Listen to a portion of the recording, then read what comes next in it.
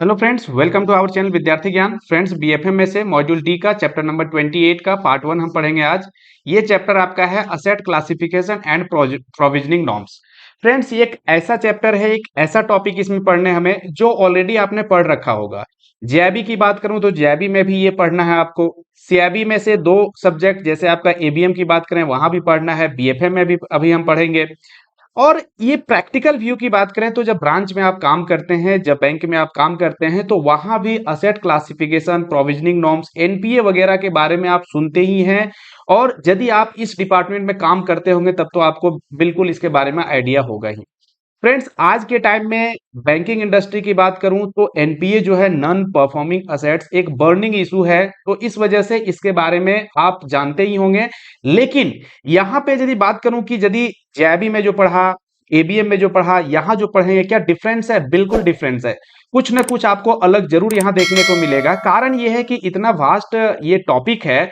हर चीज को एक जगह पे, जैसे एबीएम में जब पढ़ा था आपने, वहां से यहां आपको हटके कुछ मिलेगा। कारण यह है कि बहुत चीज पढ़ना है, तो एज पर योर सिलेबस जो आपके चैप्टर में दिए हुए हैं उसी के अकॉर्डिंग मैं उतना ही आपको बताने की कोशिश करता हूं। तो इसी वजह से यहां भी आपको कुछ अलग देखने को मिलेगा फ्रेंड्स। ठीक है, तो ध्यान से समझिए। आप समझ बिल्कुल आएगा, समझ आएगा आपको, क्योंकि आप पहले से बहुत कुछ इसके बारे में जानते हैं। तो देखिए, यहां पे बात करें असेट क्लासिफिकेशन का। असेट क्लासिफिकेशन क्या होता है? असेट मीन्स क्या हो गया? जो आप लोन देते हैं। लोन किसे देते हैं? अपने बोरोवर को लोन देते हैं। इसे आप एडवांस भी बोलते हैं। लेकिन एडवांस और लोन में क्या फर्क होता है, थोड़ा सा आप समझ लीजिए। एडवांस जो होता है आप शॉर्ट पीरियड के लिए देते हैं, और लोन जो होता है वो लॉन्ग पीरियड के लिए होता है। ठीक है, तो बस यही बेसिक डिफरेंस है। जहां कहीं आप लोन, जैसे आपको फेस्टिवल एडवांस मिलता है, फेस्टिवल लोन आप नहीं कहते हैं उसको, फेस्टिवल एडवांस ले कहते हैं उसे। ठीक है, तो कहने का मतलब ये हो गया कि जब लंबे समय के लिए लेते हैं तो वो आपका लोन कहलाता है, और शॉर्ट पीरियड के लिए जो होता है वो एडवांस होता है। बेसिक डिफरेंस इसमें ये है। ठीक है, अब यहां पे जो टॉपिक है आपका कि असेट क्लासिफिकेशन मींस असेट को क्लासिफाई करना। असेट मींस वही जो लोन आपका है। असेट और लायबिलिटी दो चीज के बारे में तो आप जान ही रहे हैं कि जो आपका, आप जो लोन देते हैं बोरोवर को, वो आपका असेट होता है बैंक का। ठीक है, वहीं यदि डिपॉजिट जो एक्सेप्ट करते हैं वो लायबिलिटी होती है। तो यहां पे असेट का क्लासिफिकेशन बोल रहा है, मींस लोन जो आप दे रहे हैं उसे आप क्लासिफाई करेंगे। कैसे क्लासिफाई किया जाएगा इसके बारे में डिटेल हम अभी पढ़ने वाले हैं। लेकिन उससे पहले हम यहां समझते हैं जो यहां बताया गया है। जैसे देखिए क्या कह रहा है, asset classification, NPA guidelines. Asset classification में से मेनली एनपीए के बारे में यहां फोकस किया जा रहा है कि NPA guidelines are issued by RBI on the recommendation of the Narasimham committee. देखिए, बहुत ज्यादा, बहुत इंपॉर्टेंट रोल प्ले करता है ये जो कमिटी है। इसके द्वारा जो भी रिकमेंडेशन दिए गए हैं, मैक्सिमम रिकमेंडेशन को मान लिया गया है, और ये बहुत इंपॉर्टेंट रिकमेंडेशन इनके द्वारा दिए गए थे। अभी हम एसेट क्लासिफिकेशन में से इनके जो रिकमेंडेशन है उसे हम पढ़ेंगे फ्रेंड्स। ठीक है, किसके रिकमेंडेशन? नरसिम्हम कमिटी, ध्यान रखिएगा। This guideline are known as, इसे किस गाइडलाइन से और जाना जाता है कि प्रूडेंशियल गाइडलाइंस। ठीक है, ऑन इनकम रिकॉग्निशन और असेट क्लासिफिकेशन एंड प्रोविजनिंग। ठीक है, तो असेट क्लासिफिकेशन एंड प्रोविजनिंग, आप ये यदि बोला जाएगा, मतलब इसके गाइडलाइंस जो है अलग अलग नाम से है, लेकिन सारे में हमें जो पढ़ना है वो भी हम यहां पढ़ेंगे। नाम क्या क्या है जो गाइडलाइंस दिया गया है, समझिए कि प्रूडेंशियल गाइडलाइन, ऐसा भी कह सकते हैं आपको कि नरसिम्हम कमेटी के द्वारा जो प्रूडेंशियल गाइडलाइंस बोला गया है वो क्या है ना? या तो फिर इनकम रिकॉग्निशन, इनकम रिकॉग्निशन, या दूसरे, या फिर कह सकते हैं आप असेट क्लासिफिकेशन एंड प्रोविजनिंग। ये सारे जो है कॉमन नाम है ये जो गाइडलाइंस दिए गए हैं उसके। ठीक है, ये किसके रिगार्डिंग गाइडलाइंस है? तो असेट जो है उसके क्लासिफिकेशन कैसे करेंगे, एनपीए के गाइडलाइंस क्या है उसके रिगार्डिंग बात कर रहा हूं। ठीक है, देखिए, as per his recommendation, balance sheet of the bank should be transparent and comply with international accounting standard. कि बैलेंस शीट जो है, बैंकिंग का जो बैलेंस शीट होता है वो ट्रांसपेरेंट होना चाहिए, उसमें कुछ छुपा हुआ नहीं होना चाहिए। ठीक है, ऐसा नहीं है कि कोई बैंक अपने तरीके से उसका क्लासिफिकेशन कर रहा है, उसमें जो भी चीजें हैं उसको अपना अपने अनुसार से वो मेंशन कर रहा है, ऐसा नहीं है। ट्रांसपेरेंट मींस ट्रांसपेरेंट होना चाहिए। दूसरी बात है कि कंप्लाई होना चाहिए international accounting standard. Accounting standard जो कहता है उसके आधार पे आपको क्या करना है, बैलेंस शीट तैयार करना है। ठीक है, The committee recommended that the banks should adopt uniform accounting practices in regard to income recognition and bad debt provisioning. ठीक है, तो बैलेंस शीट में तो बहुत सारी चीजें आती है, लेकिन यहां जो फोकस किया जा रहा है कि जो एसेट हम क्रिएट करते हैं, जो लोन का पार्ट होता है, उसमें जो इनकम रिकॉग्निशन होता है, इनकम रिकॉग्निशन कहने का मतलब हो गया कि जब हम लोन दे रहे हैं तो इंटरेस्ट लेते हैं, इंटरेस्ट का पार्ट होता है, उसे हम कब रिकॉग्नाइज करेंगे कि कब हमें इनकम प्राप्त हो गया, ये कब हम क्लासिफाई करेंगे उस चीज को, कब अपने हम इनकम जो अकाउंट है उसमें उस चीज को हम लेंगे, इसके बारे में यहां बताया गया है। ठीक है, इस गाइडलाइंस में इन particular income recognitions of non-performing assets should not be on the accrual basis but on record of recovery। देखिए क्या कह रहा है इनकम रिकॉग्निशन। देखिए यहां पे नॉन परफॉर्मिंग, हालांकि अभी पढ़ रहे हैं, आगे पढ़ेंगे, एक ही बार में हर चीज को नहीं बताया जा सकता है ना, इसलिए जो भी वर्ड आ रहे हैं तो थोड़ा सा पेशेंस रखिए, सब चीज क्लियर होगा आगे आपका। ठीक है, उसके बाद जब आप फिर देखिएगा ना इस वीडियो को, बिल्कुल आपको क्लियर हो जाएगा, क्योंकि यहाँ जो भी वर्ड आए आगे आप पढ़ चुके रहेंगे, और जब पढ़ेंगे फिर से वीडियो देखिएगा, ये क्लियर हो जाएगा।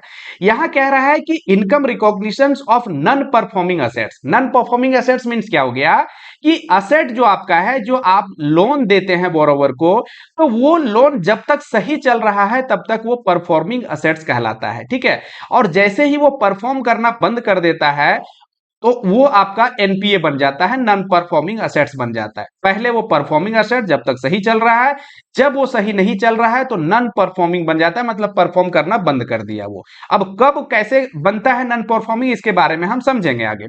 तो वही कह रहा है कि नॉन परफॉर्मिंग असेट जो है should not be on accrual basis. Accrual basis कहने का मतलब ये हो गया कि जैसे अभी किसी को आपने लोन दिया, अब लोन दिया लेकिन वो लोन आपका खराब हो गया है, तो लोन खराब हो गया है तो उसमें आप इंटरेस्ट, ऐसा नहीं है कि इंटरेस्ट आप चार्ज करते रह जाएंगे और अपने इंटरेस्ट जो आपका अकाउंट है, इंटरेस्ट अकाउंट, उसको आप क्या करेंगे, क्रेडिट करते चल जाएंगे। ऐसा नहीं करना है।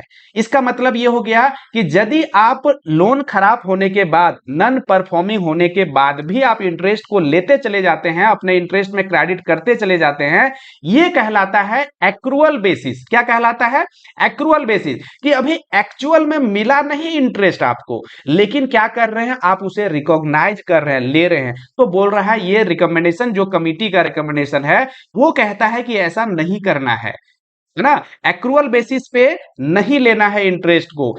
जब वो कब लेना है, रिकॉर्ड ऑन रिकवरी, जब उसकी रिकवरी हो जाएगी, एनपीए होने के बाद जब उसकी एक्चुअल में रिकवरी हो जाएगी इंटरेस्ट पार्ट का, तभी उसे कंसीडर करना है। तो समझ में बात आ गई आपको कि एक्रूअल बेसिस क्या होता है, कि जब एक्चुअल में हमें नहीं मिला है इंटरेस्ट और हम उसे क्रेडिट करते चले जाते हैं इंटरेस्ट अकाउंट को, तो वो एक्रूअल बेसिस कहलाता है। लेकिन ऐसा करना नहीं है, करना क्या है कि जब एक्चुअल रिकवरी आएगी, जिसे कैश बेसिस कहते हैं, क्या कहते हैं, कैश बेसिस। देखिए एक हो गया एक्रूअल बेसिस, एक हो गया एक्रूअल बेसिस जब क्या होता है, जब आपको मिला नहीं है लेकिन फिर भी आप उसे रिकॉग्नाइज कर रहे हैं, तो ये काम नहीं करना है। करना क्या है, कैश बेसिस पे रिकॉर्ड करना है ट्रांजेक्शन को, जब एनपीए हो जाता है।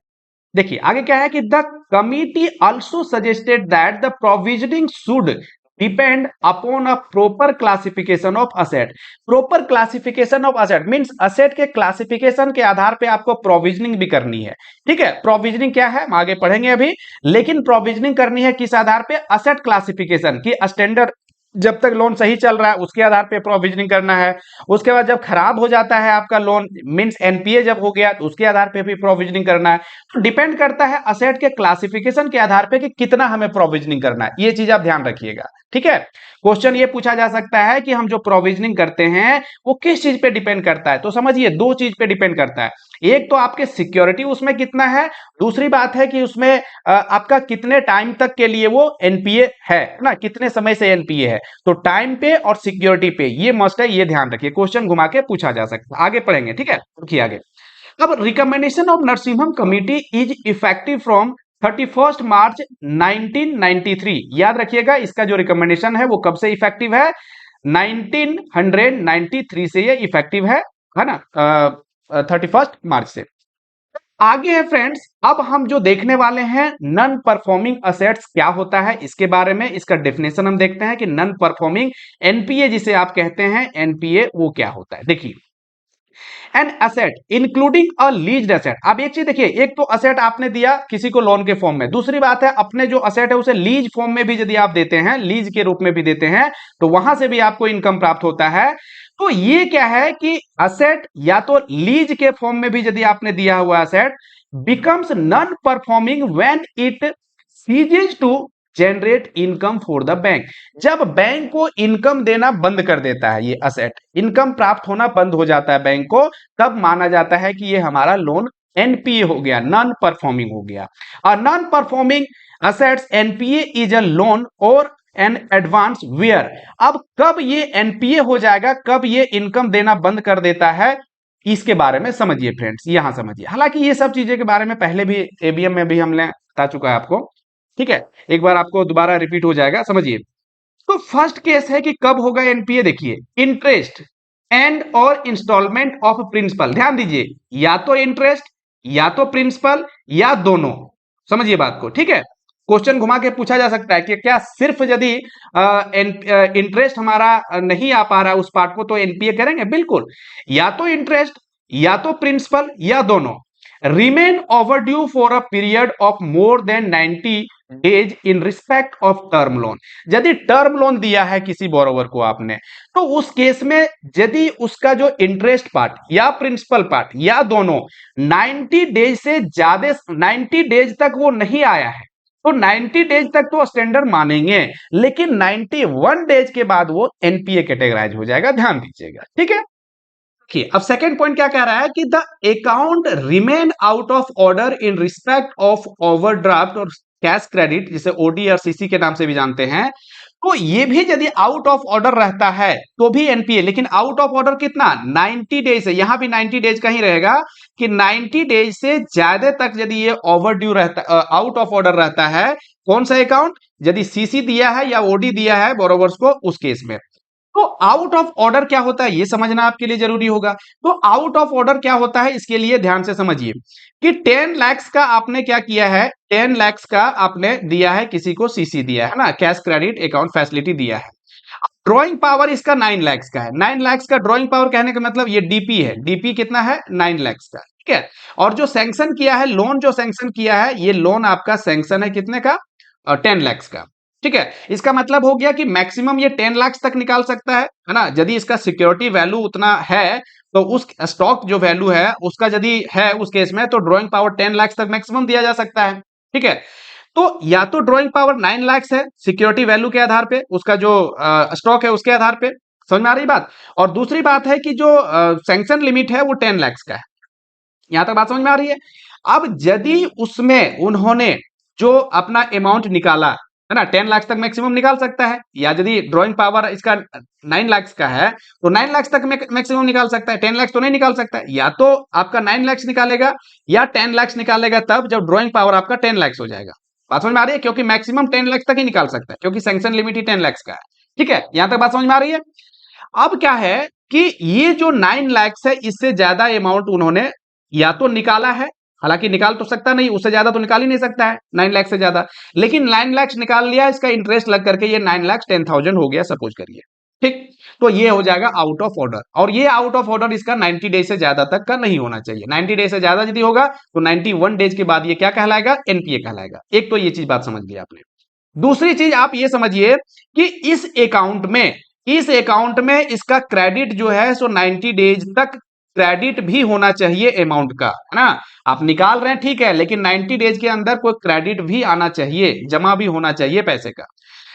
और दूसरी बात, ये क्रेडिट, एक तो ये हो गया क्रेडिट भी होना चाहिए, या क्रेडिट यदि आप कर भी रहे हैं लेकिन लास्ट के जो 90 डेज में आपने निकाले हैं, जो डेबिट किए हैं फंड को, वो आपका एडजस्ट होना चाहिए, कम से कम उतना क्रेडिट तो होना चाहिए। ये सारे कंडीशन यदि नहीं फुलफिल होते हैं तो ये आउट ऑफ ऑर्डर कहलाएगा। और ये आउट ऑफ ऑर्डर यदि 90 डेज तक रहता है कंटिन्यूअसली, तो ये कहलाएगा आपका इरेगुलर अकाउंट, और 90 डेज के बाद ये क्या हो जाएगा, एनपी हो जाएगा। बात समझ में आ गई, यहां तक कोई प्रॉब्लम नहीं होना चाहिए। ये आउट ऑफ ऑर्डर समझ, टर्म लोन का समझ में आ गया। और ये आपका सीसी और ओडी का समझ में आ गया आपको। अब देखिए, the bill remains over due for a period of more than 90 days in case bill purchased and discounted. अब होता क्या है, बिल परचेज डिस्काउंटेड ये सब तो सब चीज पढ़ ही चुका है आपने। क्या होता है जब एक्सपोर्ट इंपोर्ट की बात करते हैं, वहां पे जो बिल ऑफ एक्सचेंज एक्सपोर्टर लेकर के आता है बैंक के पास, उसे डिस्काउंट करवाता है ना। तो डिस्काउंट करवाने के बाद जब ड्यू डेट आता है तो बैंक को उसका पैसा मिल जाना चाहिए। लेकिन क्या होता है कि वो बैंक को पैसा नहीं मिल पाता है और 90 डेज से ज्यादा दिन तक ओवरड्यू रह जाता है। तो वैसे केस में भी, बिल के केस में भी वो क्या हो जाएगा, एनपीए हो जाएगा। ठीक है। नेक्स्ट है friends, the instalment of principal और interest thereon remain overdue for 2 crop season for short duration crops. Crop के केस में, एग्रीकल्चर लोन में क्रॉप के केस में क्या होता है कि जो शॉर्ट ड्यूरेशन क्रॉप है, तो 2 क्रॉप सीजन तक लगातार यदि वो ओवरड्यू रह गया तो वैसे केस में वो क्या हो जाएगा, 2 सीजन के बाद वो एनपीए में कन्वर्ट हो जाएगा। लेकिन यदि लॉन्ग ड्यूरेशन क्रॉप है ना, लॉन्ग ड्यूरेशन क्रॉप है, लॉन्ग ड्यूरेशन क्रॉप है, तो उस केस में एक ही क्रॉप सीजन के बाद वो एनपीए कन्वर्ट हो जाएगा। एक क्रॉप सीजन तक वो इरेगुलर रहेंगे, ओवरड्यू रहेंगे, लेकिन उसके बाद फिर वो क्या हो जाएगा, एनपीए में कन्वर्ट हो जाएगा। अब लॉन्ग ड्यूरेशन, शॉर्ट ड्यूरेशन कितने का होता है, नेक्स्ट अभी आने वाला है आपका। आगे देखिए कि the amount of liquidity facility remain outstanding for more than 90 days. जो लिक्विडिटी फैसिलिटी के तहत आपने दिया है लोन, तो उस केस में 90 डेज से ज्यादा, वहां भी, यहां देखिए हर केस में 90 डेज ही आपको आ रहा है, कुछ एक्सेप्शन है जो आप देखेंगे आगे। ठीक है, तो उस केस में भी ये एनपीए हो जाएगा। आगे है friends, in respect of the derivative transaction. Derivatives क्या है, आपने पढ़ा है, डेरिवेटिव्स मींस क्या, जैसे हो गया आपका फ्यूचर कॉन्ट्रैक्ट हो गया, फॉरवर्ड कॉन्ट्रैक्ट हो गया, स्वैप हो गया, है ना, ऑप्शंस हो गया। तो ये सब में जो एक्सरसाइज किए जाते हैं, ऑप्शंस जो होते हैं, है ना, एक्सरसाइज जो किए जाते हैं, कॉन्ट्रैक्ट किए जाते हैं, और उसके तहत जो फंड आने होते हैं, उसके तहत जो एग्रीमेंट है जिस तरह से, उसके तहत यदि जो पैसे आने हैं, जो कॉन्ट्रैक्ट का एग्जीक्यूशन होना है, वो 90 डेज तक भी यदि उसमें नहीं आता है तो भी वो 90 डेज के बाद क्या हो जाएगा, एनपीए कहलाएगा। नेक्स्ट आपका है, यहां समझिए थोड़ा सा ध्यान से इसको। If stock statement is older than 3 months. Stock statement, CC के केस में क्या होता है, स्टॉक स्टेटमेंट जमा करना पड़ता है, लेकिन जो स्टॉक स्टेटमेंट दिया गया है, वो स्टॉक स्टेटमेंट, वो जो स्टॉक है वो 3 मंथ्स से ज्यादा क्या है, पुराने हैं, है ना, ओल्डर देन 3 मंथ्स, 3 मंथ से ज्यादा वो पुराने हैं, तो वैसे केस में account will be treated as irregular. तो वो अकाउंट इररेगुलर कहलाएगा, और वो कंटिन्यू यदि रहता है 90 डेज तक, तो वैसे केस में फिर वो क्या हो जाएगा, एनपीए में कन्वर्ट हो जाएगा। बात समझ में आ रही है। एक तो 90 डेज तक, 3 मंथ्स तक यदि वो पुराने स्टॉक जो 3 मंथ से पुराने हैं उसको दिया है उन्होंने, है ना, सबमिट किया है, तो 3 मंथ्स तक, नेक्स्ट 3 मंथ्स तक क्या है, वो इरेगुलर रहेगा, लेकिन उसके बाद वो कन्वर्ट हो जाएगा एनपीए में। इसका मतलब ये हुआ कि स्टॉक स्टेटमेंट जो है वो 6 मंथ से ज्यादा का पुराना नहीं होना चाहिए। 6 मंथ से ज्यादा पुराना जैसे हुआ वो क्या हो जाएगा, एनपीए में कन्वर्ट हो जाएगा। सब चीज सही चल रहा है, लेकिन स्टॉक स्टेटमेंट जो जमा किया है उन्होंने, जो स्टॉक का जो उन्होंने जो स्टेटमेंट दिया है वो 6 मंथ से ज्यादा पुराने का स्टॉक है, तो वैसे केस में वो एनपीए कन्वर्ट हो जाएगा। बात समझ में आ गई। ध्यान से समझिए, यहां कंफ्यूज मत होइए। देखिए क्या कह रहा है कि 3 मंथ से पुराने यदि है स्टॉक है ना, तो उस केस में वो इरेगुलर कहलाएगा नेक्स्ट 3 मंथ्स तक। इसका मतलब 3 महीने का पुराने पहले से चल रहा है, और नेक्स्ट 3 मंथ्स का जो है सो वो और इरेगुलर में काउंट होगा, उसके बाद वो एनपीए हो जाएगा। इसका मतलब है कि 6 मंथ तक का जो उसका है स्टॉक स्टेटमेंट, वो वहां तक ठीक है, लेकिन इससे जैसे ही ज्यादा हुआ पुराना, वो कन्वर्ट हो जाएगा एनपीए में। नेक्स्ट है फ्रेंड की रिन्यू या रिव्यू सीसीओडी के केस में पेंडिंग आपका 6 महीना से ज्यादा नहीं होना चाहिए। 6 महीने से ज्यादा का पेंडिंग है तो अकाउंट ट्रीट हो जाएगा किसमें, एनपीए में कन्वर्ट हो जाएगा। ठीक है। लास्ट पॉइंट है आपका कि credit card becomes NPA. Credit card कब एनपीए होता है, तो आपको एक चीज पता होगा कि क्रेडिट कार्ड में एक ऑप्शन होता है मिनिमम अमाउंट ड्यू का। मिनिमम अमाउंट मींस जो भी आपने खरीदारी करी है क्रेडिट कार्ड के द्वारा, जो भी उसका अवेल किया है लिमिट को, वो पूरा पैसा आपको नहीं देना है, लेकिन कम से कम मिनिमम अमाउंट ड्यू है उसको आपको जमा करना पड़ता है उसको ड्यू डेट में। यदि आप जमा नहीं करते हैं और 90 डेज तक ऐसा रह जाता है, मिनिमम अमाउंट भी आपने नहीं जमा किया है और 90 डेज तक आपका आउटस्टैंड कर रहा है, तो 90 डेज के बाद वो किस में कन्वर्ट हो जाएगा, एनपीए में। फ्रेंड्स, ये हमने एनपीए से रिलेटेड जो भी बताया, मुझे लग रहा है कि यहां से ज्यादा आपको क्वेश्चन एनपीए से रिलेटेड नहीं घुमाया जा सकता है कि कब एनपीए होगा, इससे ज्यादा। ठीक है, आउट ऑफ ऑर्डर भी समझ ही लिया आपने यहाँ पे सेकंड वाले पॉइंट में कि सीसीओडी के केस में आउट ऑफ ऑर्डर देखा जाता है। ठीक है, तो ये रहा एनपीए से रिलेटेड कि कब एनपीए में कन्वर्ट होगा। अब यहां पे हम कुछ अलग से हम पढ़ेंगे जो एनपीए का ही पार्ट है कि एनपीए कब होगा उसके बारे में हम लोग देखेंगे और किस तरीके से कैटेगराइज किया जाएगा उसको, लेकिन अलग अलग बेसिस यहाँ पे कुछ है उसके बारे में समझिए। देखिए एग्रीकल्चर एडवांस के बारे में अभी तो आपने देखा ना, एग्रीकल्चर एडवांस कब एनपीए होता है। अब बताइए कि जब आपका लॉन्ग ड्यूरेशन क्रॉप है तो एक ही क्रॉप सीजन के बाद हो जाएगा, और शॉर्ट ड्यूरेशन यदि क्रॉप है तो वहां पे 2 क्रॉप सीजन के बाद यदि ओवरड्यू रहता है तो 2 क्रॉप सीजन के बाद वो एनपीए में कन्वर्ट हो जाएगा। ये आपने सीखा, उसी के बारे में यहां पे है। देखिए farm credit in agriculture loan recovery is based on crop, है ना, क्रॉप लोन, ट्रैक्टर लोन, ये सारे आते हैं किसमें आते हैं, क्रॉप आपके इसमें फार्म क्रेडिट में आते हैं। ठीक है, तो ये इसमें क्या होता है कि classified of asset in NPA based on the period of harvesting as per the Vyas committee. ध्यान दीजिएगा, क्वेश्चन पूछा जा सकता है कि किसके रिकमेंडेशन के आधार पे हम जो एग्रीकल्चर एडवांस है उसमें फार्म क्रेडिट का जो एनपीए कैटेगराइज होता है वो किस कमेटी के आधार पे होता है।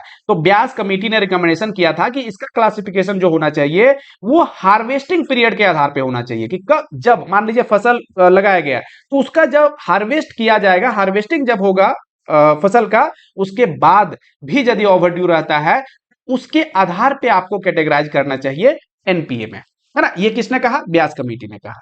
देखिए आगे वही चीज हम लोग आगे देख रहे हैं कि a loan granted for short duration crop will be treated as NPA if the instalment of principal और interest thereon remain overdue for 2 crop season, है ना। जो आपका शॉर्ट ड्यूरेशन क्रॉप है उसके लिए 2 क्रॉप सीजन तक वो ओवरड्यू रहता है, तो नेक्स्ट उसके बाद जो क्रॉप सीजन आएंगे उसमें वो एनपीए हो जाएंगे। ठीक है, वही लॉन्ग ड्यूरेशन के लिए आपका क्या है, 1 क्रॉप सीजन के लिए उन्होंने बताया है।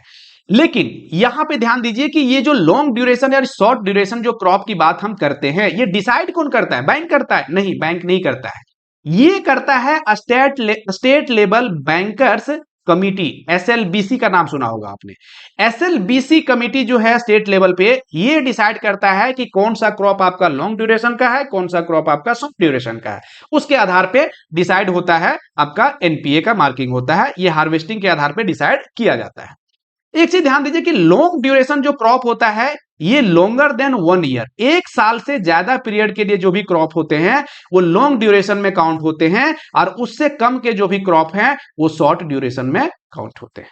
ठीक है, चलिए अब फ्रेंड्स यहां पे देखते हैं ये क्या कह रहा है कि यदि आपने लोन दिया है किसी डिपॉजिट के अगेंस्ट में, है ना, टर्म डिपॉजिट है, एफडीआर है, उसके अगेंस्ट में, एनएससी के अगेंस्ट में, केवीपी के अगेंस्ट में, है ना, समझ में आ रहा है, किसान विकास पत्र, नेशनल सेविंग स्कीम्स, इसके अगेंस्ट में सर्टिफिकेट, इसके अगेंस्ट में यदि आपने लोन दिया है तो उस केस में क्या होता है, सो देखिए advance against term deposit, NSC, KVP, IVP, LIC policy need not be treated as NPA provided adequate margin available in the accounts.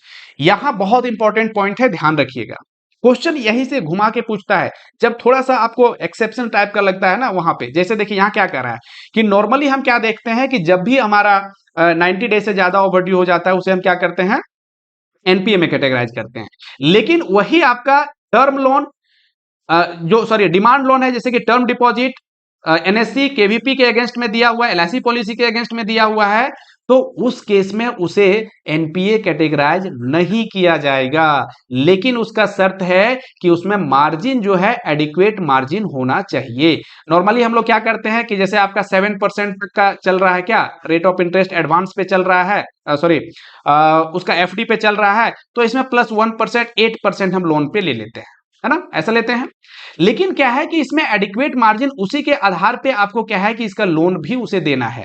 आप ऐसा कर रहे हैं कि आप यहाँ पे इंटरेस्ट का पीरियड, इंटरेस्ट जो ले रहे हैं वो ज्यादा चार्ज कर रहे हैं, लेकिन एक समय ऐसा आएगा जहां पे ये आपका क्या हो जाएगा, आपका 7% आ रहा है, लेकिन एक समय आएगा जहां पे ये जितने भी अमाउंट इसमें पड़े हुए हैं इससे ज्यादा आपका लोन का अमाउंट हो जाएगा। तो इस चीज को ध्यान रखते हुए क्या करना है कि एडिक्वेट मार्जिन उसमें लेना है कि कितने अमाउंट तक हम उसमें देंगे, ये एडिक्वेट मार्जिन आपको लेना है। यदि एडिक्वेट मार्जिन लिया है आपने तो वो अकाउंट को एनपीए क्लासिफाई आप नहीं करेंगे।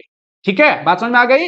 और आप देखते होंगे आपके ब्रांच में वैसे अकाउंट ही एनपीए होते हैं जो टर्म डिपॉजिट एनएससी केवीपी के आधार पे दिया हुआ है, जिसमें प्रॉपर वे में उसे नहीं दिया गया है लोन, है ना, प्रॉपर मार्जिन नहीं उसमें मेंटेन किया गया है, या तो पता चला कि टर्म डिपॉजिट ओवरड्यू मतलब इसका मैच्योर हो चुका है लेकिन लोन आपका चल ही रहा है, एनएससी आपका मैच्योर हो चुका है, लोन चल ही रहा है, ठीक है। तो ये सारी चीजें दिक्कतें होती हैं जिसके वजह से ये एनपीए होता है, अदरवाइज ये एनपीए कैटेगराइज नहीं करना है। तो आपको क्वेश्चन यदि पूछा जाएगा तो वहां आपको जवाब देना है कि इसका एनपीए हम कैटेगराइज नहीं करेंगे, प्रोवाइडेड बशर्ते कि इसमें एडिक्वेट मार्जिन अवेलेबल हो, ठीक है।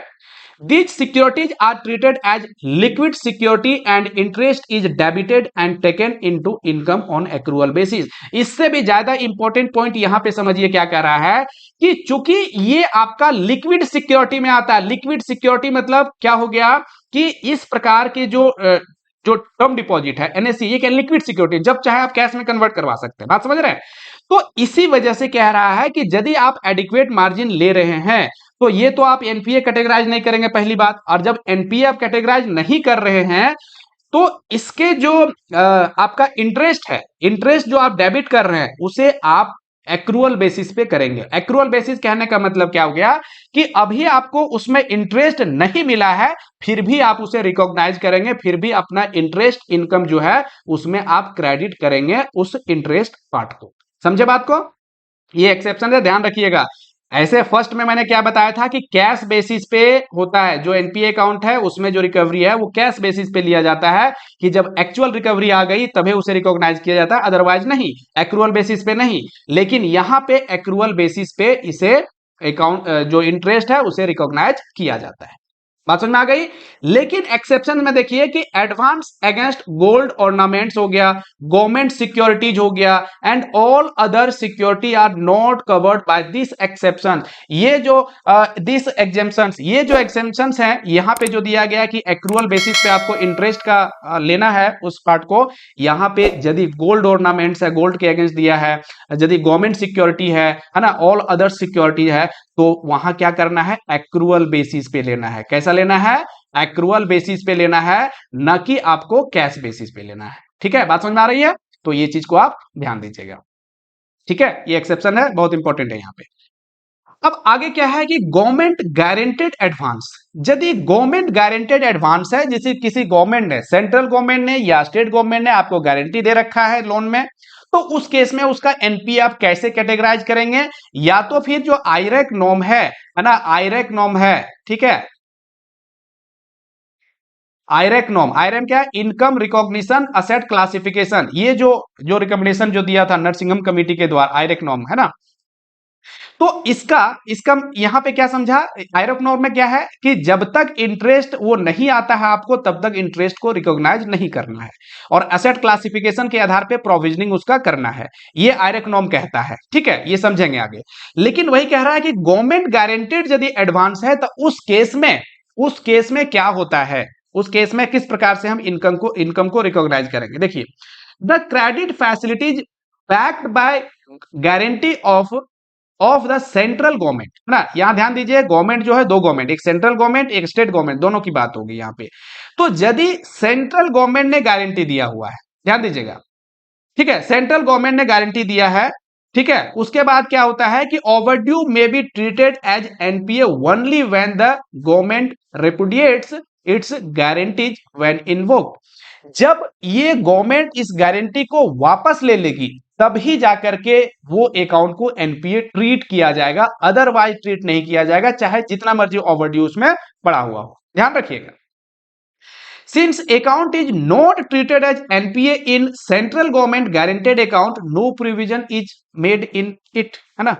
यदि एनपीए ही कन्वर्ट हम नहीं कर रहे हैं, ये अकाउंट ओवर ड्यू मेरा हुआ पड़ा है ना, ओवर ड्यू आपका हो रहा है, ओवर ड्यू होने के बाद भी इस अकाउंट को एनपीए कैटेगराइज नहीं किया जाएगा, एनपीए कैटेगराइज नहीं किया जाएगा, ध्यान रखिएगा। किस केस में? जब सेंट्रल गवर्नमेंट आपका गारंटी दिया है।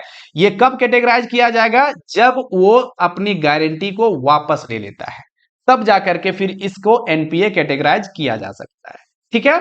और जब एनपीए ही कैटेगराइज नहीं किया जाएगा तो इस केस में हम प्रोविजनिंग भी नहीं करेंगे, एनपीए के रिगार्डिंग जो प्रोविजनिंग करते हैं, समझ में आ रही है? तो इसका सिर्फ प्रोविजनिंग क्या है, स्टैंडर्ड अकाउंट में जिस तरह से प्रोविजनिंग किया जाता है उस प्रकार से किया जाएगा। इसके प्रोविजनिंग का रूल्स क्या है कि स्टैंडर्ड अकाउंट में, सब स्टैंडर्ड अकाउंट में जो गारंटी दिया है उस केस में प्रोविजनिंग कितना किया जाएगा, ये सारी चीजें आगे देखेंगे।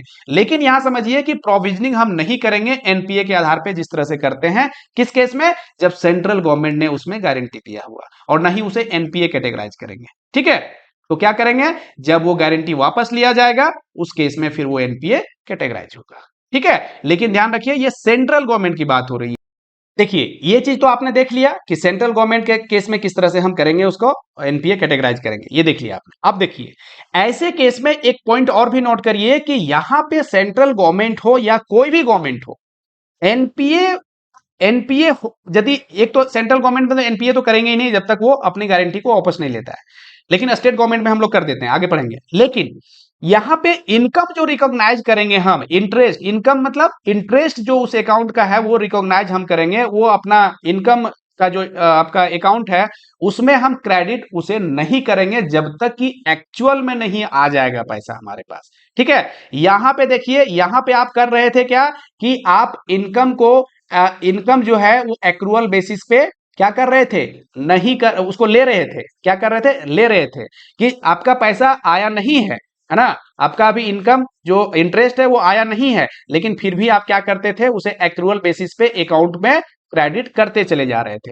लेकिन सेंट्रल गवर्नमेंट के केस में क्या करना है, या स्टेट गवर्नमेंट का ही केस क्यों ना हो, उसमें क्या करना है कि इंटरेस्ट को आपको तब तक नहीं लेना है जब तक एक्चुअल में वो नहीं आ जाता है। ठीक है, आगे देखिए, the state government guaranteed advances and investment in state government guaranteed security would attract asset classification and provisioning norms if interest or and or principal or any other amount due to the bank remain overdue for more than 90 days। State government के case में ये relaxation नहीं है, कुछ भी relaxation नहीं है कहिए एक तरह से। ठीक है, यहां पे क्या है कि स्टेट गवर्नमेंट केस में यदि आपका 90 डेज से ज्यादा है, ओवर ड्यू हुआ है, तो एनपीए कैटेगराइज हो जाएगा, कोई मतलब नहीं है कि स्टेट गवर्नमेंट ने गारंटी दिया हुआ है। ठीक है, एक चीज तो ये हो गया। दूसरी बात है, इसका इंटरेस्ट भी हम रिकॉग्नाइज नहीं करेंगे जब तक कि वो नहीं मिल जाता है। हालांकि इंटरेस्ट का रिकॉग्निशन सेंट्रल गवर्नमेंट के केस में भी नहीं करते हैं जब तक वो एक्चुअल में नहीं मिल जाएगा हमें। ठीक है, देखिए ना ये पॉइंट कह रहा था ना कि this exemptions from classification of the government guarantee advances as NPA is not for the purpose of recognition of income.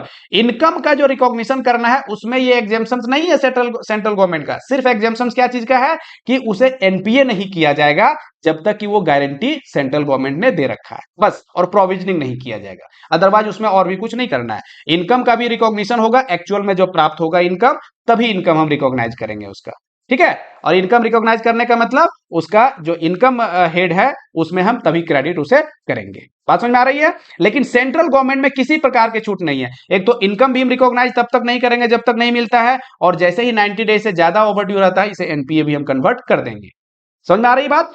देखिए बार बार मैं बता रहा हूं क्योंकि ये एक्सेप्शन है, और क्वेश्चन आपके एक्सेप्शन से आते हैं फ्रेंड्स। जो नॉर्मल आपने पढ़ लिया ना कि टर्म लोन में 90 डेज से ज्यादा दिन हो गया तब एनपीए होगा, सीसी में overdue 90 days, out of order 90 days से ज्यादा रहा तब एनपीए हो जाएगा, वो सब क्वेश्चन नहीं पूछे जाते हैं।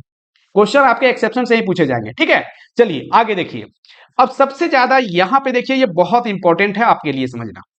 देखिए, asset classification to be borrower wise and not facilities wise. Borrower wise कहने का मतलब क्या है और फैसिलिटी वाइज कहने का मतलब क्या है, ध्यान से समझिए। एक बोरोवर है ए नाम का कोई बोरोवर है, ये क्या करता है, ये दो लोन लेता है। एक आपका टर्म लोन लिया हुआ है, एक टर्म लोन लिया हुआ है, और एक इन्होंने क्या लिया हुआ है, एक समझिए कि इन्होंने डिमांड लोन लिया है, एक इन्होंने सीसी लिया है। ठीक है, एक सीसी लिया है, एक टर्म लोन लिया हुआ है। अब इसका मतलब हो गया क्या कि ये यहां पे जो बोरोवर वाइज कहने का मतलब हो गया और फैसिलिटी वाइज कहने का मतलब क्या, यहां फैसिलिटी कितनी मिली है इसे, दो फैसिलिटी, एक टर्म लोन की और एक सीसी की। तो ये फैसिलिटी वाइज हुआ कि यदि टर्म लोन एनपीए होता है तो सीसी भी एनपीए हो जाएगा, या सीसी यदि एनपीए होता है तो टर्म लोन भी एनपीए हो जाएगा। एक अकाउंट इसका सही चल रहा है उससे कोई मतलब नहीं है, एक अकाउंट यदि एनपीए हुआ तो दूसरा भी एनपीए हो जाएगा। तो ये कहलाता है बोरोवर वाइज। कहने का मतलब हो गया, यहां क्या कह रहा है कि asset classification to be to be borrower wise not facility wise. Asset का जो क्लासिफिकेशन होगा वो इस बोरोवर के आधार पे होगा, न कि फैसिलिटी के आधार पे। कहने का मतलब हो गया कि इन्होंने टर्म लोन लिया है और सीसी लिया है, यदि एक इसका एनपीए हुआ तो देखा जाएगा कि उस बोरोवर का जो है तो जितने भी अकाउंट है वो सारे एनपीए होंगे। इसका मतलब हम बोरोवर को देख रहे हैं, न कि हम अकाउंट वाइज देख रहे हैं। बात समझ में आ रही है कि नहीं आ रही है? देखिए फिर से समझिए, अकाउंट जो कैटेगराइज होते हैं एनपीए का वो बोरोवर वाइज होते हैं, हालांकि कुछ एक्सेप्शन भी है हम देखेंगे आगे, लेकिन समझिए यहां पे कि अकाउंट जो कैटेगराइज होता है वो बोरोवर वाइज होता है। बोरोवर वाइज मतलब ए का जितने भी अकाउंट है सारे एनपीए हो जाएगा यदि एक एनपीए हुआ तो। ऐसा नहीं हम देखेंगे कि टर्म लोन हो गया और सीसी सही चल रहा है तो सीसी को हम छोड़ देंगे, नहीं। फैसिलिटी वाइज तो हमें देखना ही नहीं है, हमें देखना है कि इस बोरोवर के कितने अकाउंट है वो सारे एनपीए हो जाएंगे। बात समझ में आ गई? तो इसी वजह से ये कहलाता है कि बोरोवर वाइज एनपीए होगा, न कि फैसिलिटी। देखिए वही कह रहा है कि on becoming a account NPA, on becoming a account NPA of the borrower all the facilities मतलब सीसी लिया है, टर्म लोन लिया है, ओडी लिया है, जितने भी फैसिलिटीज उसके हैं बाय दैट बैंक, उस बैंक का, ये भी यहां इंपॉर्टेंट है, देखिए ये वर्ड, उस बैंक के जितने भी फैसिलिटीज उनके पास है to a borrower and investment in all the securities issued by the borrower will have to be treated as NPA। बात समझ में आ गई? उस बैंक में जितने भी फैसिलिटी है वो उसके एनपीए सारे हो जाएंगे यदि एक बोरोवर का एक अकाउंट एनपीए हुआ तो। बात समझ में आ गई? लेकिन ध्यान रखना कि उस बैंक की बात हो रही है, किसी दूसरे बैंक की नहीं। आगे देखिए, लेकिन एक्सेप्शन है यहां पे इंपॉर्टेंट, एक्सेप्शंस को देखना है। ये जो अभी हमने बताया कि बोरोवर वाइज हो जाता है एनपीए, उसमें से एक्सेप्शन है उसे भी ध्यान देना है और एक्सेप्शन से क्वेश्चन आते हैं। The bill discounted under LC. अब क्या है कि एक बोरोवर जैसे अभी बताया कि ए है, इन्होंने लिया है टर्म लोन, सपोज करिए इन्होंने टर्म लोन लिया है और इन्होंने क्या किया है कि बिल को डिस्काउंट करवाया है। क्या करवाया है? ये बिल जो है उसको वो डिस्काउंट करवाया है। बात समझ में आ रही है? ये टर्म लोन यदि इसका एनपीए हो जाएगा और यदि बिल डिस्काउंटेड करवाया है इन्होंने बैंक से, तो ये आपका बिल इसका एनपीए नहीं कहलाएगा। क्यों नहीं कहलाएगा? क्योंकि ये जो बिल है इसका ओवरड्यू, इसका जो ड्यू डेट है उसमें इस बैंक को यदि नहीं मिलता है, क्योंकि इसके जो ड्यू डेट है उसमें कहां से मिलना है पैसा? बिल के केस में इंपोर्टर ने पैसा देगा इसको बैंक को, या तो इशूइंग बैंक देगा। बात समझ में आ रही है? तो यदि वो पैसा नहीं देता है तो फिर क्या है कि ये बिल तब जाकर के एनपीए कैटेगराइज होगा, अदरवाइज ये बिल कैटेगराइज नहीं होगा। सिर्फ टर्म लोन यदि एनपीए है तो टर्म लोन सिर्फ रहेगा। तो यहां पे ये एक्सेप्शन जो अभी हमने यहां जो अभी पढ़ा था कि बोरोवर वाइज होता है, ये एक्सेप्शन आपने यहां पे देख लिया। बात समझ में आ गई? आगे देखिए, अगला आपका है कि एडवांस अंडर कंसोर्टियम अरेंजमेंट। ये भी ध्यान दीजिए, कंसोर्टियम मींस क्या हो गया कि जब एक बोरोवर को दो या दो से ज्यादा बैंक मिल करके लोन देता है, अलग अलग कैटेगरीज है इसमें, कंसोर्टियम है, मल्टीपल बैंकिंग है, सिंडिकेशंस है, ठीक है। कंसोर्टियम केस में क्या होता है कि एक बैंक जो है एनपीए, जैसे ए है, ए बोरोवर ने एसबीआई से लोन ले लिया है, ठीक है, और पीएनबी से ले लिया है। तो एसबीआई से पीएनबी से दोनों से लिया है। अब एसबीआई के पास जितने भी लोन है इसके सारे एनपीए हो चुके हैं इस बोरोवर का, लेकिन पीएनबी वाले एनपीए करेंगे जरूरी नहीं है। तो यहां पे क्या देखा कि इस बोरोवर का जो एसबीआई में लोन है वो एनपीए हो गया है, लेकिन पीएनबी के केस में एनपीए नहीं हुआ है। ये जो कंसोर्टियम अरेंजमेंट है इसके तहत ये एक्सेप्शन आप याद रखिएगा कि कंसोर्टियम के केस में बैंक अपने आधार पे वो से क्या करता है, एनपीए कैटेगराइज करता है। किसी बैंक में यदि एनपीए हो गया है तो जरूरी नहीं है कि वो भी कैटेगराइज कर ले। समझ में आ गई बात? आगे देखिए फ्रेंड्स, ये इंपॉर्टेंट है, इसे भी ध्यान दीजिए, वही एक्सेप्शंस में ही है। तीन एक्सेप्शंस आपको अभी यहां बताए जा रहे हैं, तीनों एक्सेप्शंस को ध्यान से समझिए। एक आपने अभी देख लिया एलसी का केस, दूसरा आपने देख लिया कंसोर्टियम बैंक, तीसरा आपको जो देखना है ये क्या है कि advances to primary agricultural credit society PACS या फार्मर्स सर्विस सोसाइटी एफएसएस, ठीक है। यदि किसी पीएसीएस को लोन दिया गया है, means primary agricultural credit society. एक सोसाइटी जो है जो एग्रीकल्चर बेस्ड है, प्राइमरी एग्रीकल्चर क्रेडिट सोसाइटी के नाम से जाना जा रहा है। और दूसरा एक फार्मर का भी ग्रुप है जो फार्मर सर्विसेज सोसाइटी के नाम से जाना जा रहा है। यदि इसे दिया जा रहा है लोन तो यहां भी जो वो आपको बताया गया था कि बोरोवर वाइज कैटेगराइज होगा, यहां भी एक्सेप्शन है, यहां भी नहीं होंगे बोरोवर वाइज। ठीक है, तो क्या होगा, फैसिलिटी वाइज यहां पे होगा। कैसे? in respect of agriculture advances as well as the advances for other purposes granted by banks to PACS और FSS, है ना, अभी जो बताया, under the on lending system. On lending system means क्या हो गया कि जैसे होता है ना, बैंक को रिफाइनेंस किया जाता है दूसरे इंस्टीट्यूशन के बाद, उसके बाद वो लोन देते हैं, तो उसी तरह से यहाँ ऑन लेंडिंग सिस्टम के द्वारा इसे दिया भी गया है। Only that particular credit facility granted to PACS or FSS will be classified as NPA and not all the credit facility sanctioned to PACS और FSS। कहने का मतलब हो गया कि आपका जो PACS है, PACS या FSS, ये जो ग्रुप में जो दिया गया है लोन, ये ग्रुप किस प्रकार के, ये आपका सोसाइटी है ना, इसके बारे में डिटेल में पढ़ना चाहते हैं तो एबीएम में भी बताया गया है चीज को। ठीक है, एफएसएस क्या होता है, तो पीएसीएस और एफएसएस को क्या किया गया, लोन दिया गया है ना, इसे लोन दिया गया। अब क्या है कि जिस पर्पस के लिए लोन दिया गया वो पर्पस इसका एनपीए हो गया, मतलब वो पर्पस के लिए वो लोन इसका नहीं चल पाया, कहने मतलब वो अकाउंट इसका एनपीए हो गया। ठीक है, नहीं चला। तो अब पीएसीएस को और दूसरा लोन जो दिया गया है वो लोन इसका एनपीए कैटेगराइज नहीं होगा, वो इसका सही चलेगा। समझ में आएगी? तो इसका बात मतलब ये हो गया कि पीएसीएस यदि हम एक इसको बोरोवर वाइज मानते हैं तो इसके जितने लोन है सारे एनपीए हो जाने चाहिए, लेकिन नहीं, इस केस में जो है एक लोन यदि एनपीए हुआ तो इसका दूसरा लोन एनपीए नहीं होगा। ध्यान दीजिएगा, ये बेनिफिट दिया जाता है इसको। समझ में आ गई बात? यहां तक कोई दिक्कत नहीं है। अब फ्रेंड्स देखिए आगे, आगे क्या है कि loan with moratorium for payment of interest. ये आसान है, आपको पता ही है मोरेटोरियम क्या होता है। जब हम इंटरेस्ट उसमें चार्ज करना स्टार्ट करते हैं, जैसे मान लीजिए कि कंस्ट्रक्शन के लिए लोन दिया हमने, कंस्ट्रक्शन उसका जब होता है उसका कुछ मोरेटोरियम दिया जाता है, उसके बाद से वहां से इंटरेस्ट, एजुकेशन लोन है कुछ समय तक के लिए मोरेटोरियम दिया जाता है, उसके बाद से वहां से इंटरेस्ट उसका स्टार्ट होता है। बात समझ में आ रहा है? इंटरेस्ट तो चार्ज होता है लेकिन अकाउंट में इंटरेस्ट चार्ज नहीं करते हैं हम लोग, वो इंटरेस्ट का एक्चुअल फी चार्ज जो मोरेटोरियम के बाद होता है। तो मॉरिटोरियम के बाद वो देखा जाएगा जो एनपीए का कंडीशन है, जो एनपीए कैटेगराइज करने का कंडीशन है, वो एनपीए जो कैटेगराइज किया जाएगा वो मॉरिटोरियम पीरियड खत्म होने के बाद उसका काउंटिंग स्टार्ट होगा। ठीक है, बस यही चीज यहां पे है। समझ में आ गई बात? चलिए आगे आपका है प्रोजेक्ट लोन। प्रोजेक्ट लोन क्या होता है? बड़े बड़े प्रोजेक्ट के लिए लोन आप देते हैं, है ना, इंफ्रास्ट्रक्चर डेवलपमेंट के लिए भी दे सकते हैं, नॉन इंफ्रास्ट्रक्चर डेवलपमेंट बड़े प्रोजेक्ट के लिए आप देते हैं। तो वैसे केस में, हालांकि इसके बारे में, प्रोजेक्ट लोन के बारे में, ये देखिए ये चैप्टर मैंने पहले ही बताया कि एबीएम में बहुत अच्छे ढंग से भी कवर किया गया है। जो इंफ्रास्ट्रक्चर सेक्टर होते हैं ये कैसे डिसाइड किए जाते हैं, तो इसका जो डिसीजन होता है, मास्टर लिस्ट होता है इंफ्रास्ट्रक्चर सब sector issued by department of economic affairs, DEF के द्वारा, जो ministry of finance government of India के अंतर्गत आता है। समय समय पर वो बताते हैं कि कौन सा सेक्टर इंफ्रास्ट्रक्चर सेक्टर में है, कौन सा नहीं है। तो ये भी आप क्वेश्चन पूछा जा सकता है कि इंफ्रास्ट्रक्चर सेक्टर को डिसीजन जो कौन लेता है, तो डिपार्टमेंट ऑफ इकोनॉमिक अफेयर जो मिनिस्ट्री ऑफ फाइनेंस के अंदर आता है।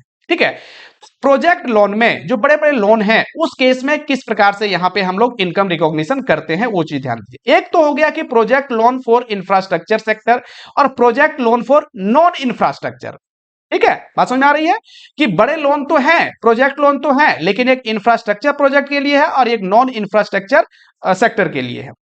ऐसे केस में क्या करना है कि income recognition of projects under implementation, under implementation, अभी वो क्या है कि इंप्लीमेंटेशन में, अब उसका देखिए यहां पॉइंट क्या कह रहा है कि बैंक्स में recognise income on accrual basis in respect of the project under implementation which are classified as standard, कि यदि वो स्टैंडर्ड है, चल रहा है सही से, तो उसका जो इनकम का रिकॉग्निशन होगा वो एक्रूअल बेसिस पे होगा। देखिए एक एक्सेप्शन यहां आपने और देखा, कहां कहां एक्सेप्शन देखा। जनरली क्या होता है कि जो इनकम का रिकॉग्निशन होता है वो कैश बेसिस पे होता है, मींस जब एक्चुअल में रिकवरी आ जाती है, एक्रूअल बेसिस पे नहीं होता है।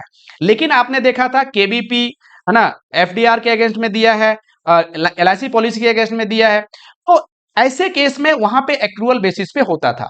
एक और यहां पे देखिए कि एक्रूअल बेसिस का एक एक्सेप्शन आया है कि जो प्रोजेक्ट लोन है और अंडर इंप्लीमेंटेशन है, यहां चूंकि क्या होता है बहुत लंबे समय तक के लिए 20 साल के लिए आपका चल रहा है, 30 साल के लिए प्रोजेक्ट चल रहा है, इस केस में क्या होता है लंबे समय के लिए चल रहा है तो इतने दिनों तक का हम उसको तो ऐसा नहीं कर सकते हैं ना कि उसका जो इंटरेस्ट है उसको रिकॉग्नाइज करेंगे, नहीं करेंगे।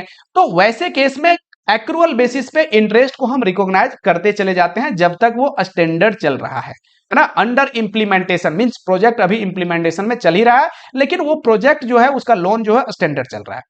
लेकिन वही चीज यदि वो सब स्टैंडर्ड हो जाता है तो वैसे केस में फिर हम एक्रूअल बेसिस पे नहीं करेंगे, कैश बेसिस पे करेंगे। ठीक है, ये एक्सेप्शन को आप याद रखिएगा फ्रेंड्स, इंपॉर्टेंट है। चलिए अब टेकआउट फाइनेंस के बारे में क्या कहता है। टेकआउट फाइनेंस क्या होता है? टेकआउट फाइनेंस एक होता है आपका टेक ओवर। टेक ओवर क्या होता है कि यदि आप दूसरे बैंक से कोई लोन को अपने बैंक में किसी बोरोवर का ले लेते हैं तो वो टेक ओवर कहलाता है। लेकिन टेक आउट फाइनेंसिंग अलग है। टेक आउट फाइनेंसिंग क्या होता है कि आपने किसी प्रोजेक्ट के लिए लोन दिया है, तो प्रोजेक्ट के लिए लोन दिया है, वो लोन आपका सपोज करिए कि 30 साल के लिए है। अब आप उसमें बहुत ज्यादा इन्वॉल्व होता है फंड का, बहुत ज्यादा, तो आप उतना रिस्क नहीं लेना चाहते हैं। आप क्या करते हैं कि 5 ईयर्स तक का आप लोन दे देते हैं उस प्रोजेक्ट का, और आप रिमेनिंग 25 ईयर जो है सो किसी दूसरे इंस्टीट्यूशन के साथ आप टेक आउट फाइनेंसिंग ले लेते हैं। टेक आउट फाइनेंसिंग मतलब किसी दूसरे इंस्टीट्यूशन को आप वो लोन दे देते हैं। तो लोन वगैरह आप ही ने किया है, उस बोरोवर को लोन आपने दिया है, लेकिन कुछ समय के लिए लोन आपने लिया, बाकी समय के लिए वो क्या करते हैं दूसरे आप इंस्टीट्यूशंस को दे देते हैं लोन, है ना, दूसरे बैंक को दे देते हैं। तो ये कहलाता है टेक आउट फाइनेंसिंग। समझ में आ रहा है? तो टेक आउट फाइनेंसिंग में भी जो होगा यहां भी क्या होता है, if the lending institutions observe that the assets has turned NPA on the basis of the recovery record of recovery, it should be classified accordingly. तो यहां भी इसका क्लासिफिकेशन नॉर्मल जैसे होता है उस प्रकार से होगा, जब तक कि पैसा इसमें नहीं आ जाता है तब तक इसे नहीं माना जाएगा। बात समझ में आ गई? देखिए अगला है आपका कि post shipment suppliers credit. Post shipment suppliers credit ये एक्सपोर्ट के केस में आता है कि एक्सपोर्टर को क्या चाहिए, एक्सपोर्टर्स को पोस्ट शिपमेंट फाइनेंस उसे दिया जाता है। ठीक है, तो यदि वो ईसीजीसी से उन्होंने क्लेम ले रखा है, ईसीजीसी से उन्होंने यदि गारंटी ले रखा है, एक्जिम बैंक से उन्होंने यदि फाइनेंस करवाया है, गारंटी ले रखा है, तो वैसे केस में क्या होता है, आपको पता है कि ईसीजीसी क्या सेंट्रल गवर्नमेंट के अंदर आता है। तो सेंट्रल गवर्नमेंट अंदर आता है, इसका मतलब सेंट्रल गवर्नमेंट ने गारंटी दे रखा है। तो सेंट्रल गवर्नमेंट ने गारंटी दे रखा है तो ये तो एनपीए होगा नहीं आपका। बात समझ में आ रही है?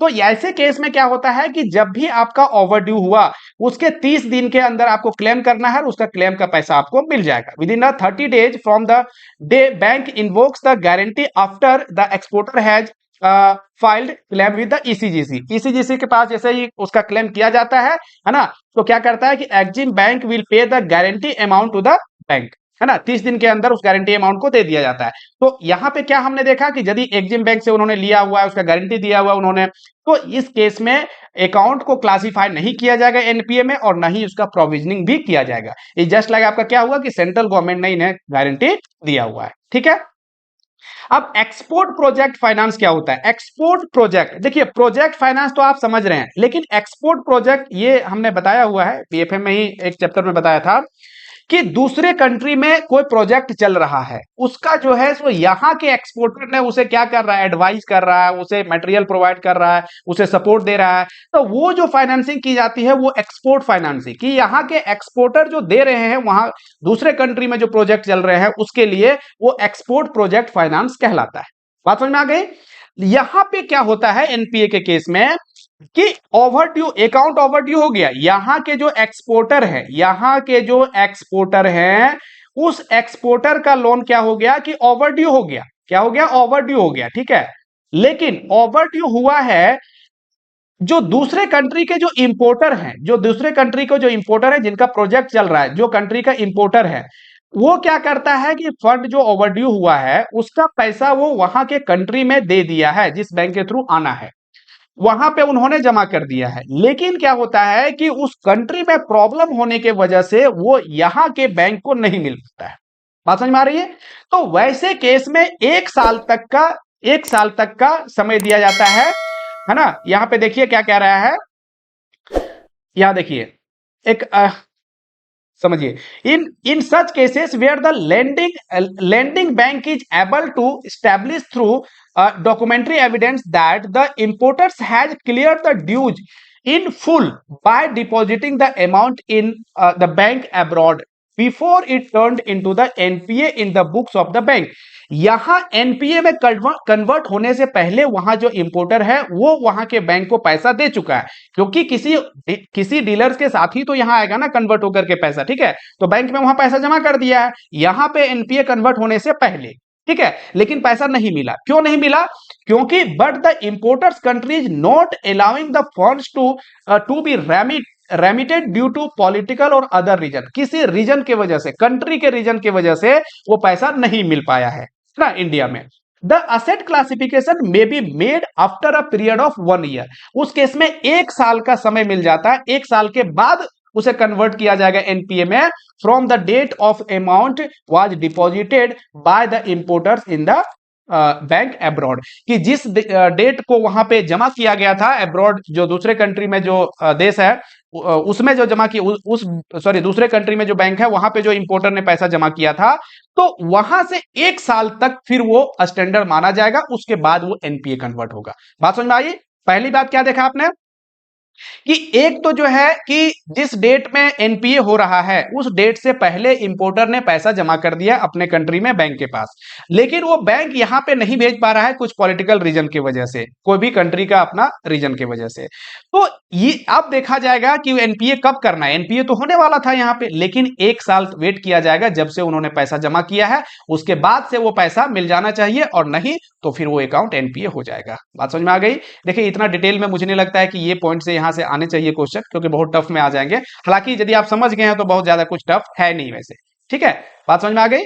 चलिए आगे देखिए, बहुत इंपॉर्टेंट है इनकम रिकॉग्निशन। अभी जो मैं बात कर रहा था ना कि आईरेक नॉर्म है ना, आईरेक नॉर्म, देखिए आईरेक नॉर्म, IRAC, आईरेक नॉर्म्स होता है, आईरेक नॉर्म्स। इनकम रिकॉग्निशन, ये पार्ट यहां पे अभी हम देख रहे हैं, इनकम रिकॉग्निशन। और असेट क्लासिफिकेशन का पार्ट हम देखेंगे नेक्स्ट वीडियो में, ठीक है। असेट क्लासिफिकेशन, कैसे असेट को क्लासिफाई किया जाता है ना, स्टैंडर्ड, सब स्टैंडर्ड, किस प्रकार से क्लासिफिकेशन है वो देखा जाएगा। और इनकम रिकॉग्निशन का पार्ट अभी यहां पे हम देख रहे थे। ये आईरेक नॉर्म आरबीआई के द्वारा इशू किए जाते हैं, इसे फॉलो करना होता है फ्रेंड्स, ठीक है। कि एनपीए कैटेगराइज जब होगा तो किस प्रकार से हमें इनकम को लेना है, नहीं लेना है, क्या करना है, असेट कैसे क्लासिफाई करना है, ये सारे रूल आईरेक नॉर्म्स में दिए होते हैं। देखिए अब इनकम रिकॉग्निशन वही हो गया कि इनकम को कब हम रिकॉग्नाइज करेंगे, इनकम जो है उसे कब हम पहचान देंगे कि हाँ इनकम हमें मिल चुका है, इसी के बारे में है। देखिए द पॉलिसी, अभी तो आपने पढ़ा था ना कि एक एक्रूअल बेसिस पे होता है इनकम रिकॉग्निशन जो करेंगे, एक कैश बेसिस पे। तो एनपीए के केस में आपने देखा था कि कुछ एक्सेप्शन को छोड़ करके बाकी कैश बेसिस पे ही रिकॉग्नाइज किए जाते हैं एनपीए में, ठीक है। The policy of income recognition has to be objective and based on the record of recovery. क्या कह रहा है कि यहां पे जो इनकम जो होता है, यहां पे क्या कह रहा है कि income recognition, the policy of income recognition has to be objective, मतलब इनकम को लेना, तो मेन तो ऑब्जेक्टिव क्या होता है, लोन देने का ऑब्जेक्टिव क्या है, इनकम ही तो जनरेट करना। लेकिन ये बेस्ड किस पे है कि रिकवरी आता है उसका या नहीं, नहीं आया है तो उसे हम रिकॉग्नाइज नहीं करेंगे, कुछ एक्सेप्शंस को छोड़ के जो आपने देख चुके हैं अभी तक। Internationally income from non performing assets NPA is not recognised on accrual basis. Accrual basis पे इनकम को रिकॉग्नाइज नहीं किया जाएगा, but is booked as income only when it is actually received, means cash basis पे जब actually receive हो जाता है तभी इसे हम रिकॉग्नाइज करते हैं, अपने बुक ऑफ अकाउंट में हम लेते हैं, ठीक है। अब देखिए therefore the bank should not charge and take to income account interest on any NPA. इसीलिए बैंक जो है शुड नॉट चार्ज, वो चार्ज नहीं करेगा, and take to income accounts interest on any NPA, कोई भी एनपीए में इंटरेस्ट को वो चार्ज नहीं करेगा अपने इंटरेस्ट वाले इनकम अकाउंट्स में। बात समझ में आ गई? देखिए however interest on advances against the terms, ये पढ़ चुके हैं हम, term deposit, NSC, IVP, KVP and life policy, ये सब के अगेंस्ट में जो हमें प्राप्त होगा इनकम, एनपीए अभी वो हुआ भी नहीं है, एनपीए तो करना ही नहीं है उसको, एडिक्वेट मार्जिन है तो वैसे केस में क्या कह रहा है, may be taken to income accounts on the due date जब आ रहा है उसका तो हम ले लेंगे, उसे इनकम में कंसीडर कर लेंगे, provided adequate margin is available in the account, जो हम पढ़ चुके हैं, ठीक है।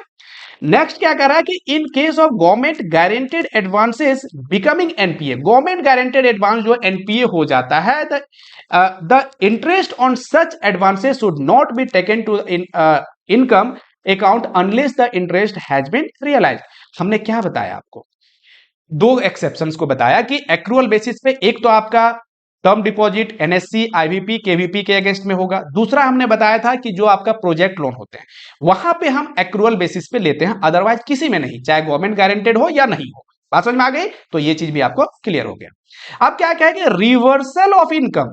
रिवर्सल ऑफ इनकम कहने का मतलब क्या है कि गलती से आपने इनकम रिकॉग्नाइज कर लिया एनपीए अकाउंट में, तो उसे रिवर्स कर देना है एनपीए के बाद। देखिए, if any advance including bill purchase, discounted fees, commission becomes NPA, interest accrued and credited to income account in the corresponding period should be reversed, उसे वापस कर देना है, उस अकाउंट को फिर से क्रेडिट कर देना है यदि आपने लोन अकाउंट को डेबिट करके उसे अपना इनकम को क्रेडिट किया है तो, ठीक है। This will apply to government guaranteed account too, और ये सारे में गवर्नमेंट अकाउंट में भी होगा। बात समझ में आ रही है, कहने का मतलब है कि जहां आपको इनकम नहीं लेना था आपने इनकम ले लिया, रिकॉग्नाइज कर दिया है, तो वैसे केस में आपको रिवर्स करना है, वैसे केस में रिवर्स कर देना है उसी अकाउंट में जहां से आपने क्रेडिट किया और जहां आपने डेबिट किया। कहने का मतलब आपका लोन का अकाउंट एक चल रहा है, तो इस लोन अकाउंट में क्या कर रहे हैं आप, मंथली बेसिस पे आप क्या कर रहे हैं, इंटरेस्ट आप लगा रहे हैं, लेकिन पता चला कि इंटरेस्ट आपका जो है वो लास्ट के 3 मंथ्स में नहीं आए हैं और आप उसी अकाउंट को क्या कर रहे हैं, डेबिट करते चले जा रहे हैं, ठीक है, उस अकाउंट को डेबिट करते चले जा रहे हैं।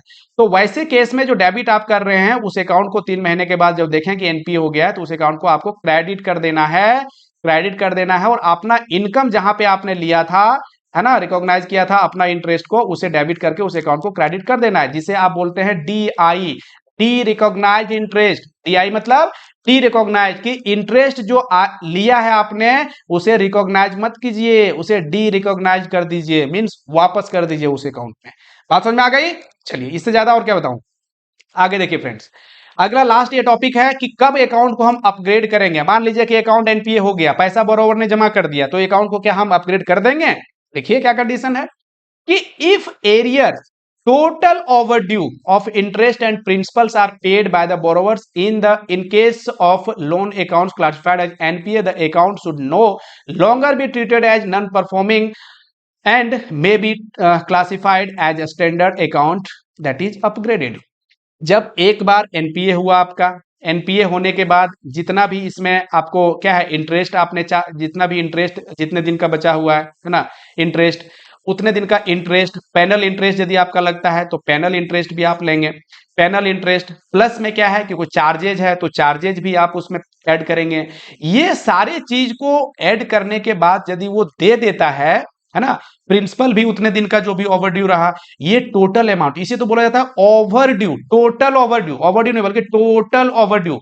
यदि टोटल ओवरड्यू जमा कर देता है तो अकाउंट को हम अपग्रेड कर देंगे, एनपीए से बाहर कर देंगे। बात समझ में आ रही है, आगे देखिए। लेकिन क्या होता है कि कुछ कुछ एनपीए जो अकाउंट है उस अकाउंट को आप अपग्रेड नहीं करते हैं, बल्कि उसमें क्या करते हैं आप उसे, जैसे एनपीए एक्चुअल रीजन कुछ था उसका बोरोवर का, कुछ फाइनेंशियल प्रॉब्लम है, किसी तरह से कुछ टेक्निकल इशू है जिसके वजह से वो अकाउंट एनपीए चला गया, अदरवाइज वो नहीं जाता। बैंक का ये डिस्क्रिप्शन होता है कि उसे आप रीस्ट्रक्चरिंग कर सकते हैं। रीस्ट्रक्चरिंग मतलब कि उसे कुछ एडिशनल फैसिलिटी आप दे दीजिए, उसका जो रिपेमेंट का पीरियड है आप उसे बढ़ा दीजिए, है ना, इस केस से उसे क्या कर सकते हैं हम लोग, रीस्ट्रक्चरिंग करते हैं। तो वैसे अकाउंट जो रीस्ट्रक्चरिंग किया गया है ना, मींस वो एक्चुअल अभी वो पैसा नहीं जमा कर रहा है, लेकिन उसे किसी प्रकार से बैंक ने क्या किया है कि फैसिलिटी कुछ अलग से एडिशनल उसे फाइनेंशियल फैसिलिटी ही दे दिया, उसे फिर से अलग से कुछ लोन और अमाउंट दे दिए, उसका जो टाइमिंग है उसे बढ़ा दिया गया। इस तरह से उस अकाउंट को बैंक क्या करता है, असिस्ट करता है कि आप अच्छे से चलाइए। और वैसे केस में फिर हम अपग्रेड कब करेंगे कि जब देखेंगे 1 साल तक वो जो है सो अच्छे से चला रहा है, तब जाकर के वो एनपीए से हम अपग्रेड करेंगे अकाउंट को रीस्ट्रक्चरिंग के केस में फ्रेंड्स। ठीक है, बात समझ में आ गई। तो ये रहा आज का डिस्कशन। आगे हम नेक्स्ट वीडियो में बाकी जो डिस्कशन है उसे हम करेंगे और अच्छे ढंग से आपको समझ में आएगा। मैंने बताया था कि ये टॉपिक बहुत आसान है क्योंकि पहले भी आप पढ़ चुके हैं, लेकिन एक्सेप्शंस को जरूर ध्यान रखिए। इनकम रिकॉग्निशन यहां बहुत ज्यादा इंपॉर्टेंट, आप देखे होंगे कि एक्सेप्शंस किस प्रकार से आपको मिल रहे थे, तो ये चीज को ध्यान दीजिए। क्वेश्चन आपको एक्सेप्शन से पूछे जाएंगे, बहुत आसान चैप्टर है। थोड़ा सा एक बार दोबारा वीडियो देखिए, नहीं समझ में आया तो डेफिनेटली समझ में आएगा। उसके बाद भी समझ में नहीं आया, कहीं कंफ्यूजन है तो कमेंट करके बताइए। मिलते हैं नेक्स्ट के वीडियो में। Thank you.